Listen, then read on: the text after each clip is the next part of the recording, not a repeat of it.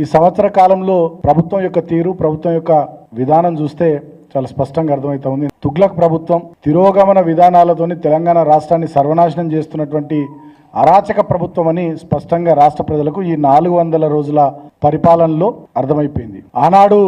ఎన్నికల సందర్భంలో ఇట్లా పేపర్లకు పెద్ద పెద్ద ప్రకటనలు ఇచ్చి 6 గ్యారంటీలు అని చెప్పి ఆనాడు సిఎల్పి నాయకులుగా ఉన్నటువంటి బట్టి గారు, పిసిసి ప్రెసిడెంట్ ఉన్నటువంటి రేవంత్ రెడ్డి గారు సంతకాలు పెట్టి మరి 6 గ్యారంటీలకు సంబంధించి ఇంటింటికి ప్రచారం చేసి అధికారంలోకి వచ్చినాక కనీసం 1 గ్యారంటీని కూడా అమలు చేయకుండా 400 రోజుల పాటు కేవలం అటెన్షన్ డైవర్షన్ మీద,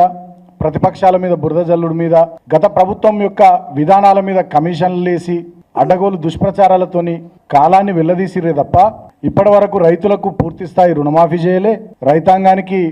రైతు భరోసా ఇస్తామని చెప్పి వాళ్ళు ఏదైతే మాటిచ్చిర్రో ఎకరానికి 15,000 అది చేయలే, వ్యవసాయ కూలీలకు 12,000 ఇస్తామన్నారు అది చేయలే, వరి పంటకు 500 బోనస్ ఇస్తామన్నారు దాన్ని బోగస్ చేసిర్రు.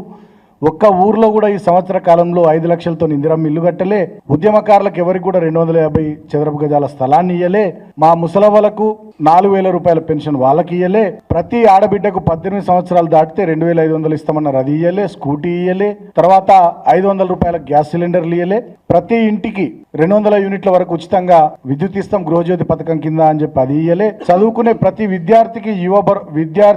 విద్యా భరోసా కార్డు కింద 5 లక్షల రూపాయల వరకు కార్డులు ఇస్తామన్నారు, ప్రతి మండలంలో ఇంటర్నేషనల్ స్కూల్స్ పెడుతున్నారు అది చేయలే, కేసీఆర్ పెట్టినటువంటి 1000కి పైగా గురుకులాల్ని సర్వనాశనం చేసి వాళ్ళ రాష్ట్రాన్ని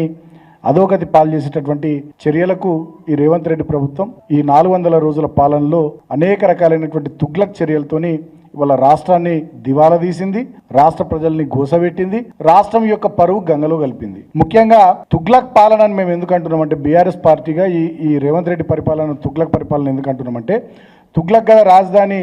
ఢిల్లీని దౌలతాబాద్కు మార్చినట్టుగా ఈయన కూడా కేసీఆర్ గారి గత ప్రభుత్వ నిర్ణయాలన్నింటినీ కూడా తప్పుడు నిర్ణయాలని చెప్పి వాటన్నిటిని రద్దు చేసిండు. మెట్రో మేము గతంలో ప్రతి ఎగ్జిస్టింగ్ మెట్రో పాయింట్ నుంచి ఓఆర్ఆర్ వరకు, తర్వాత ఓఆర్ఆర్ చుట్టూ ఇట్లా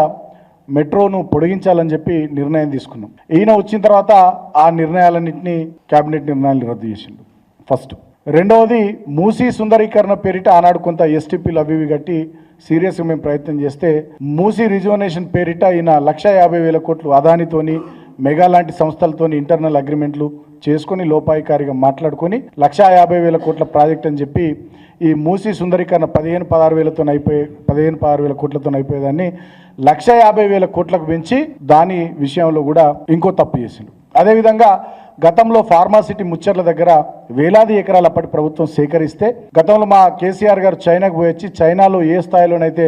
ఫార్మాసిటీల నిర్మాణం జరిగిందో ఆ స్థాయిలో హైదరాబాద్ భవిష్యత్తులో ఇప్పటికే పెద్ద ఎత్తున ఇక్కడ జినోమ్ వ్యాలీ ఉంది. ప్రపంచంలో తయారయ్యేటటువంటి వ్యాక్సిన్లలో 40-50% ఇక్కడనే హైదరాబాద్ వేదికగా తయారవుతూ ఉన్నాయి. ఫార్మా హబ్గా హైదరాబాద్ను తీర్చిదిద్దాలని వారు నిర్ణయం తీసుకొని ఫార్మాసిటీని అక్కడ ఏర్పాటు చేస్తే దాన్ని కూడా 4th ఎస్టేట్ సిటీ అని చెప్పి వాళ్ళ 4 బ్రదర్స్ కోసం దాన్ని మార్చేసే ఇంకో ప్రయత్నం చేసి సో ఇట్లా చెప్పుకుంటూ పోతే గతంలో మా ప్రభుత్వం నిర్మించినటువంటి థర్మల్ పవర్ ప్లాంట్లన్నీ కూడా అవకతవకలు లోపభూయిష్టం అని చెప్పి మళ్ళా వీళ్ళు అధికారంలోకి రాగానే మొన్న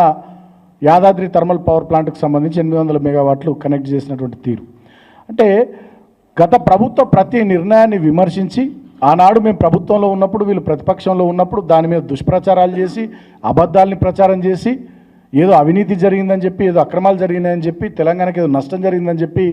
తప్పుడు ప్రచారాలు చేసి అధికారంలోకి వచ్చిన తర్వాత మళ్ళా ఆ ప్రాజెక్టులనే వినియోగించుకోవడం, దాంట్లో కొంచెం అటు ఇటు మార్పులు చేసి వాటినే కొనసాగించేటట్టు చేయడం, ఈ రకమైనటువంటి చర్యలు తప్ప కొత్తగా ఈ సంవత్సర కాలంలో రేవంత్ రెడ్డి ప్రభుత్వం చేపట్టినటువంటి ఒక్క ప్రాజెక్టు లేదు, ఒక్క పని అంటే ఒక్క పని కూడా లేదు.